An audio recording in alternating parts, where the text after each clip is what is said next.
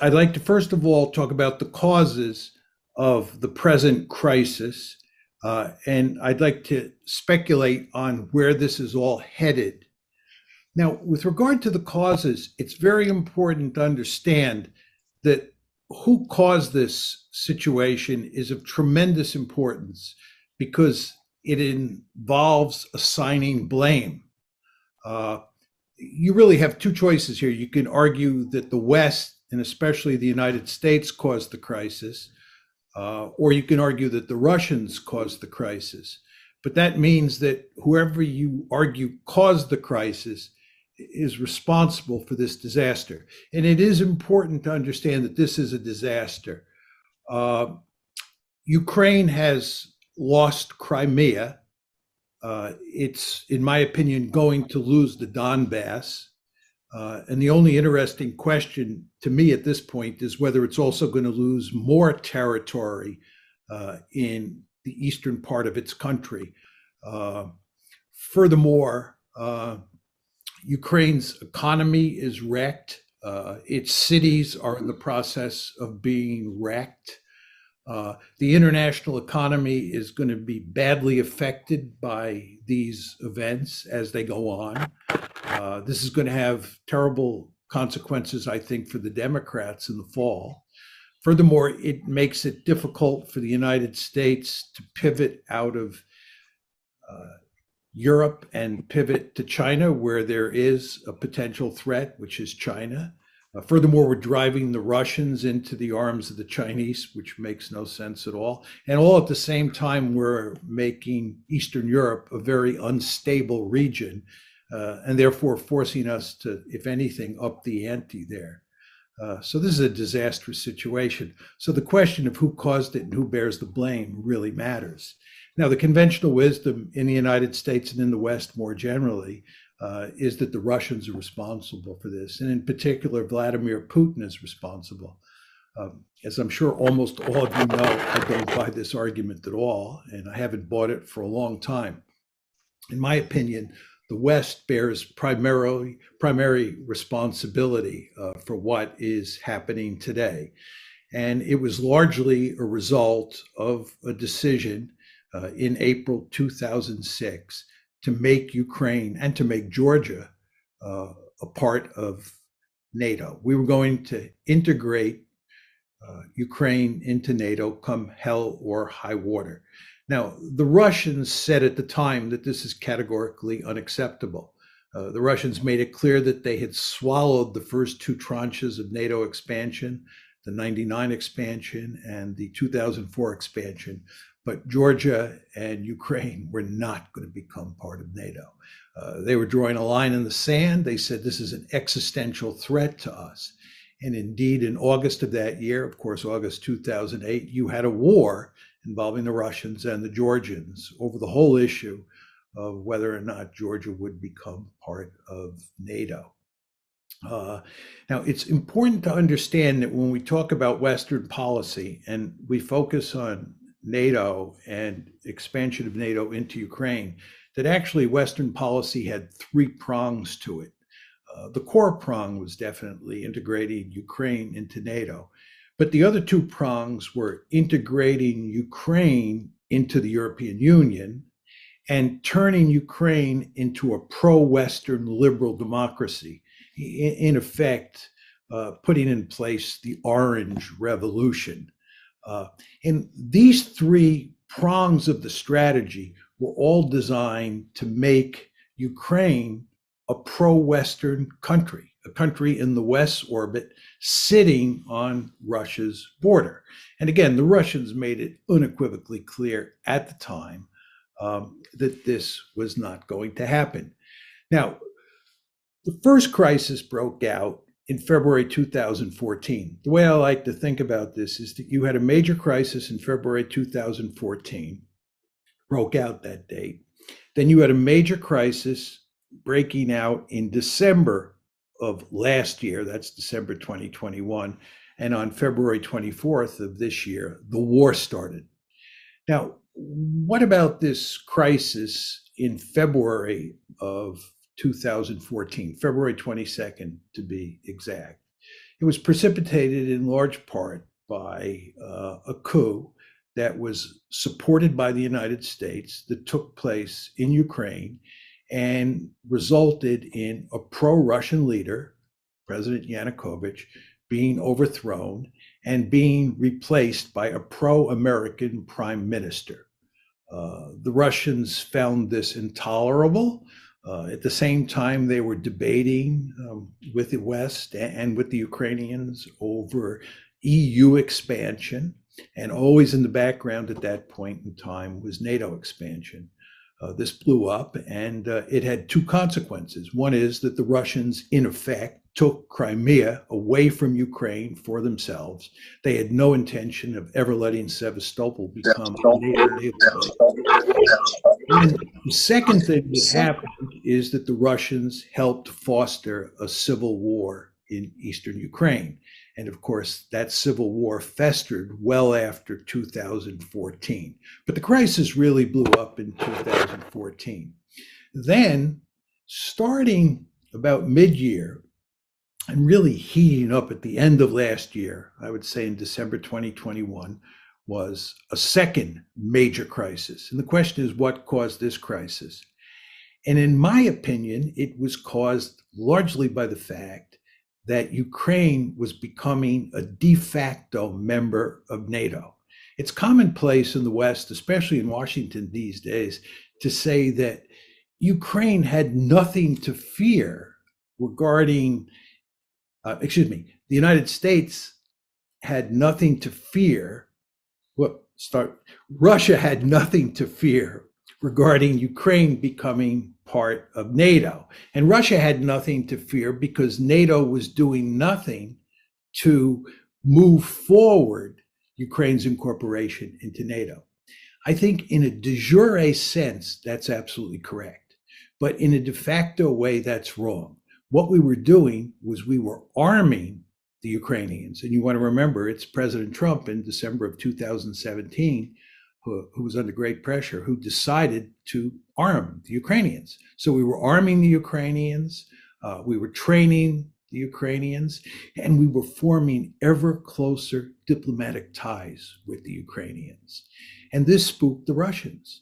It especially spooked the Russians in the summer of last year when the Ukrainian military used drones against Russian forces in the Donbass region. It especially spooked the Russians last summer when the British drove a destroyer through territorial waters, Russian territorial waters in the Black Sea. It especially spooked the Russians in November when we were flying bombers within 13 miles of the Russian coast. So all these events, coupled with this de facto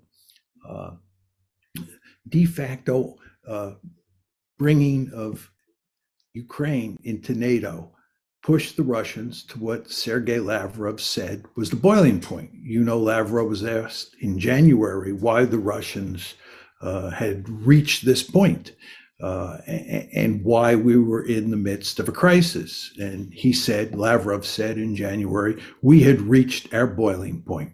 First expansion of NATO, second expansion of NATO, and then all of these events associated with Ukraine. The Russians had had it.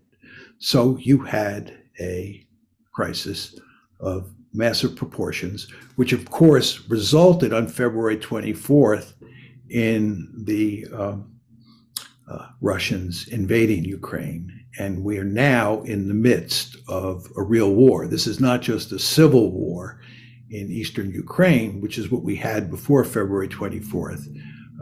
We now have a real war. So this brings us to the question of what is the conventional wisdom on this subject, and how do I think about the opposing argument?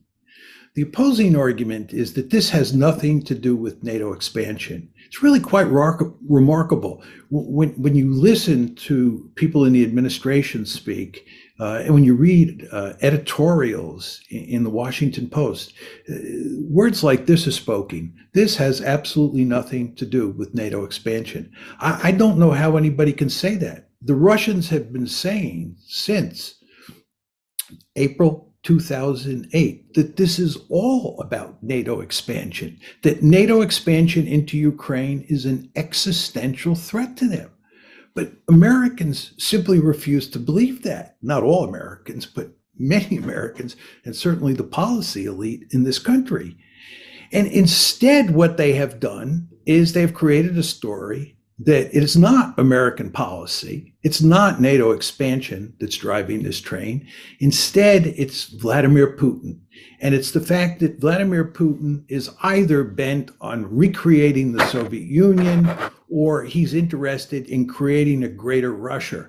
But whichever one of those two outcomes you take, he is ultimately an expansionist. He's on the march. And thank God we expanded NATO, because if we hadn't expanded NATO, he'd probably be in Berlin by now, if not Paris. This is the basic argument.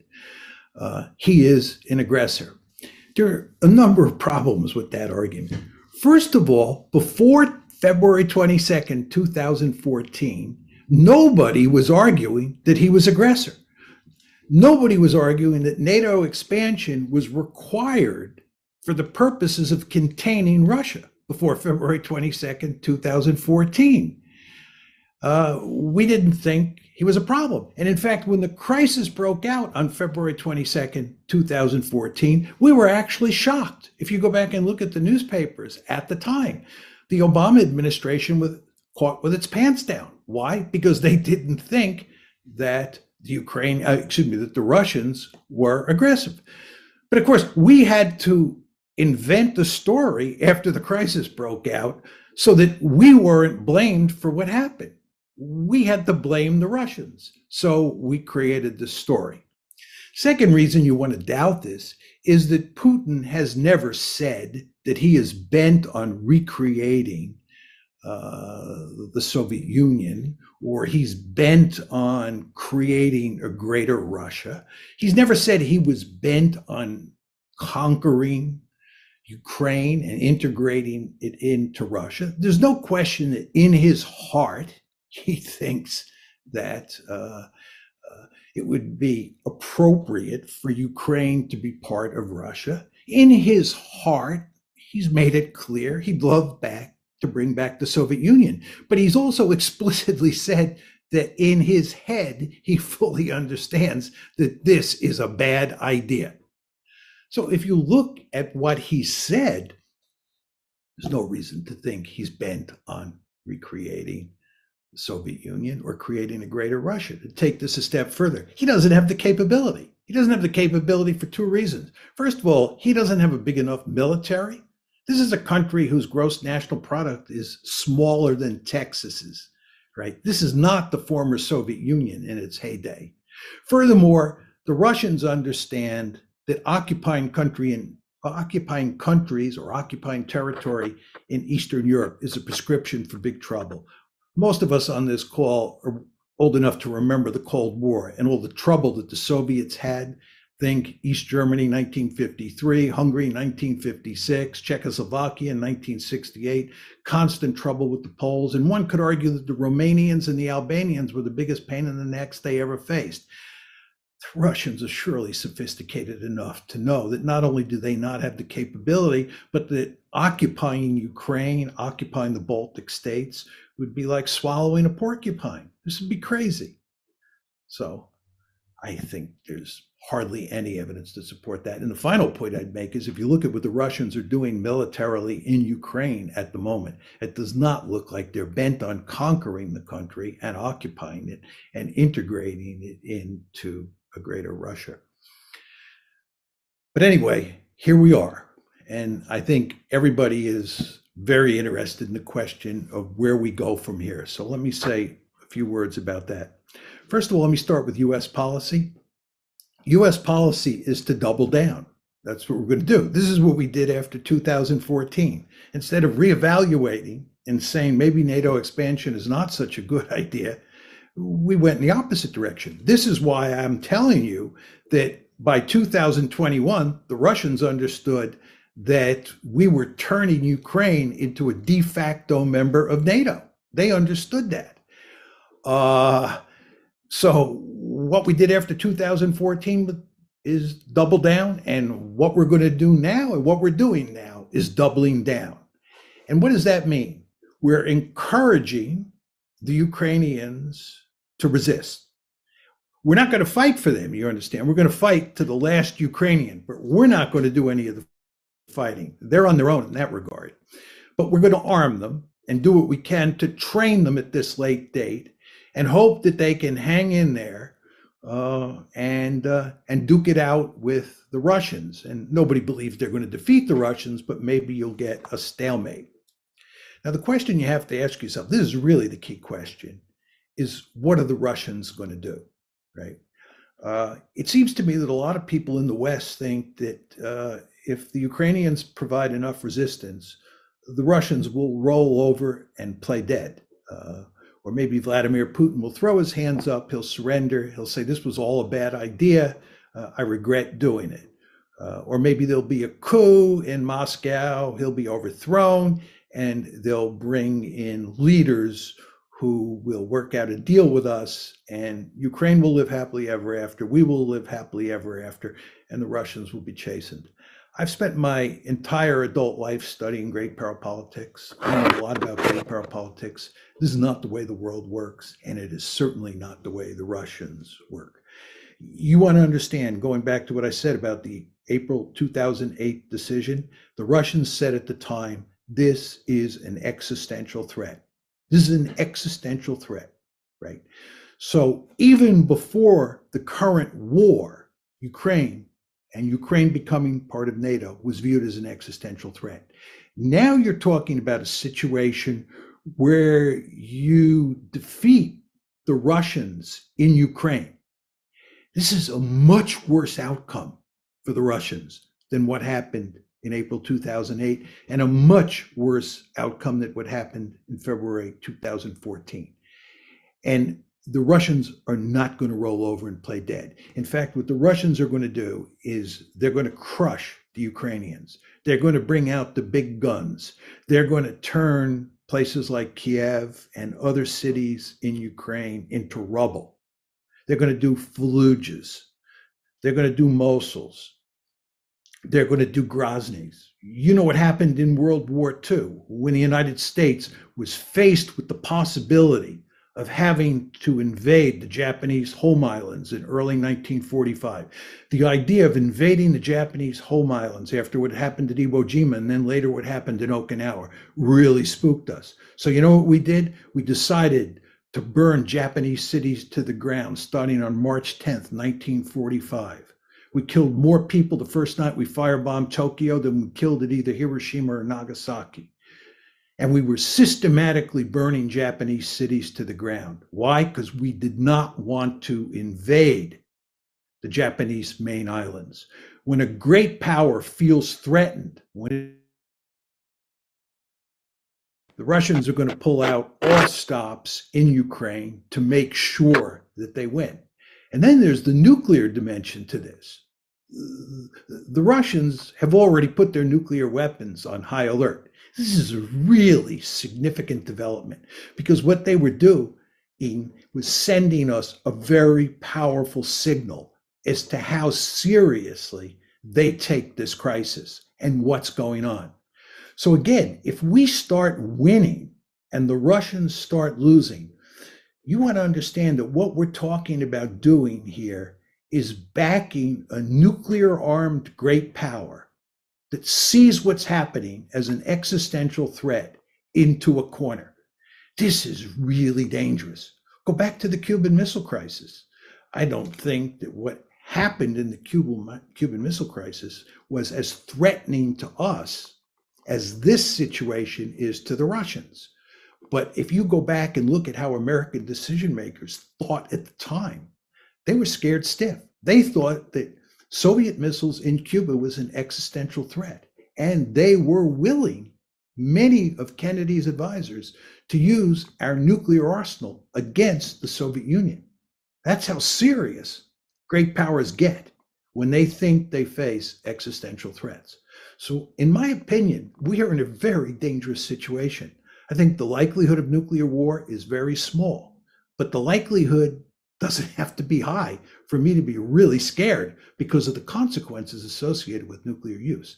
So we better be extremely careful here regarding what we do in terms of pushing the Russians into the corner. But again, I'm not sure that's going to happen, because I think what's going to happen here is that in a competition between us and the Russians will win. Now you're saying to yourself, why is he saying that? I think that if you think about this, you want to think about who has the greater resolve, right? Who really cares more about this situation, the Russians or the Americans? The Americans do not care that much about Ukraine.